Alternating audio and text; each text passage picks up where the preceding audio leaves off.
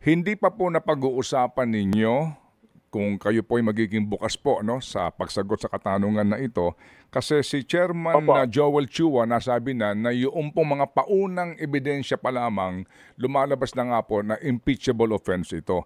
Dito po ngayon sa lumalantad pa na karagdagang informasyon, yung paggamit ng mga, sabihin na po natin, hindi mo na kinakailangan maging handwriting expert, di ba, Congressman, ano? O kaya maging matalinong tao Opo. para malaman mo na mga fictitious names na ito, di ba? Saan ka naman Opo, nakakita? tama po yun. Fernando Tempura, Carlos Miguel Uweishi, alam nyo, Chippy McDonald.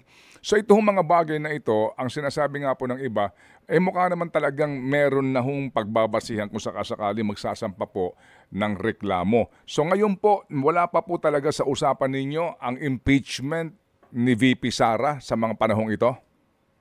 May mga yung position po ni Chairman Joel Chua, kanya po yung position, no, as one of the members of the House of Representatives.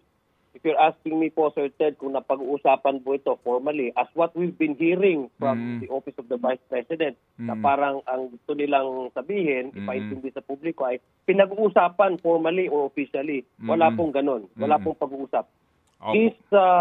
This issue on impeachment, kung naririnig po natin from the ranks of other congressmen, ito po yung kanilang personal na interpretation. Well, I respect the interpretation of Joshua. Para kung tatanungin mo naman ako personally as one of the members, I think all avenues are possible, no? As how we develop this discussion develops, lahat ng options are possible sa nakikita pa po natin. You have mentioned names na fictitious. Oo, so I think it's many options, many possible scenarios might happen after we conclude. Okay, sige. So again, going back sa inyo pong function, kayo po ay in aid of legislation at ang Committee on Good Government po ay nag-iimbestiga ng nonfeasance, malfeasance, misfeasance. So ang tanong po namin, at the end of the day, where can we impose accountability on these people responsible for this mess? Meron naman pong recommendatory powers yung kung magiging committee report ng ating Committee on Good Government. Definitely we will hold any person accountable for such may I use your terms, no? For the mismanagement of these funds leading to malfeasance, misfeasance, no?